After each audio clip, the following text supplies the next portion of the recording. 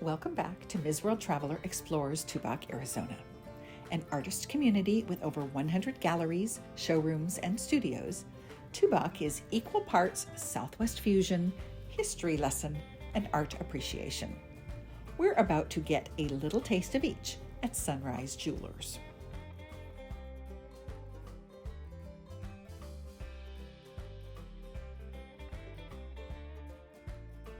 The owner of Sunrise Jewelry and Trading Company, VinCent Guilino, has been selecting, hand-cutting, and designing one-of-a-kind pieces for over 40 years.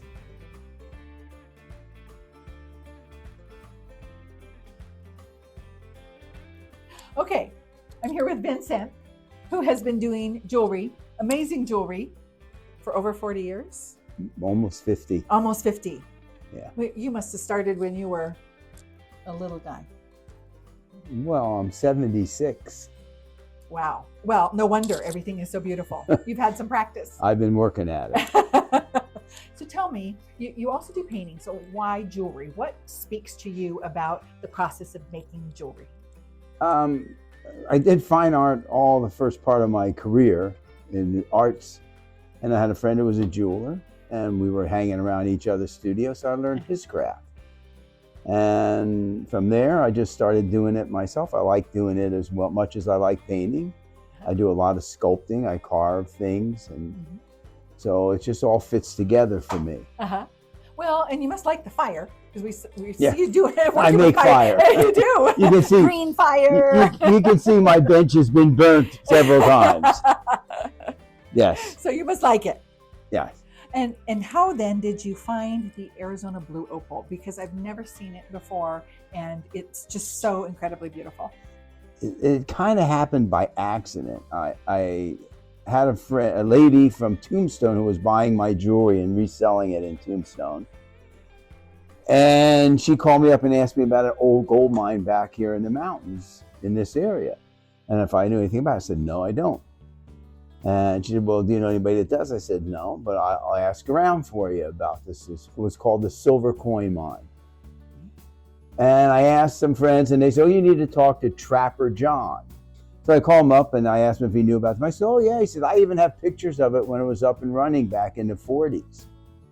I said, okay. So I went up to meet him. He took me out to show me the mine.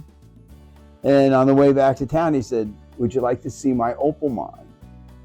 I said, there's no opal in Arizona. He said, oh, yes, there is. Do you want to see it? I said, yeah, let's go see it. So he took me back into the Atascosa Mountains. There was no road then. We had to hike in. And I was like stunned. There was just beautiful opal laying around on the ground. John didn't know what to do with it. And so we wound up in a partnership. And now since then, John's passed away, and it's just me now. So you mine your own opals? We mine it ourselves. Okay. I have a crew I don't do it all myself. I have a crew that goes out with me. Good. Yeah.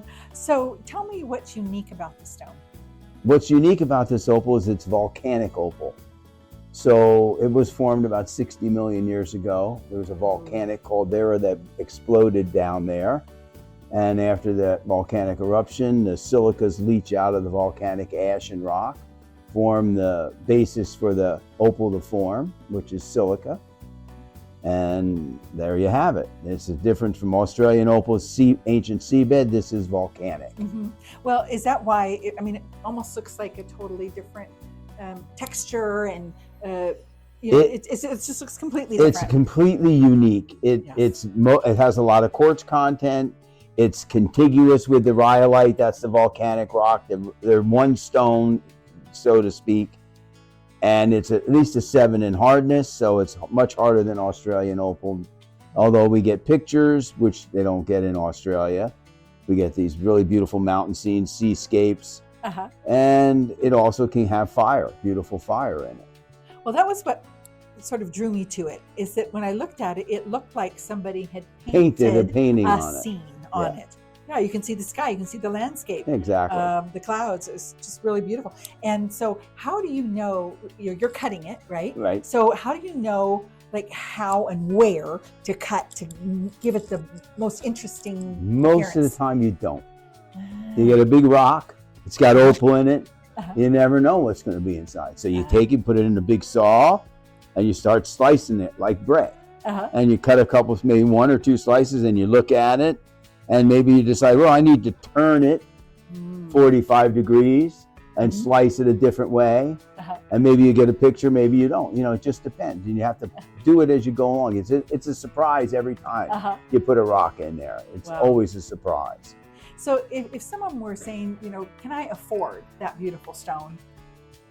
You know, where is it in terms of, you know, the normal person being able to afford it? I have stuff everywhere from $150 up to $2,000, $3,000, $5,000. Just depends on what I'm doing with it. You know, I work in gold, I work in silver, I work in platinum, I do diamond setting, I do all facets of this. Most of the stuff I see here is silver. Yes. Right? So is that sort of your favorite medium for this particular stone? No, I do it in gold too. I do a lot of silver. But I do a lot of design. Well, that's very Southwest, though, too. Don't you think the silver feels very Southwest? I love silver. I wear silver. I don't even have any gold on. But I love working in gold, and I love working in platinum. It depends on the piece you're making. Right. Well, the pieces are just incredibly beautiful and different.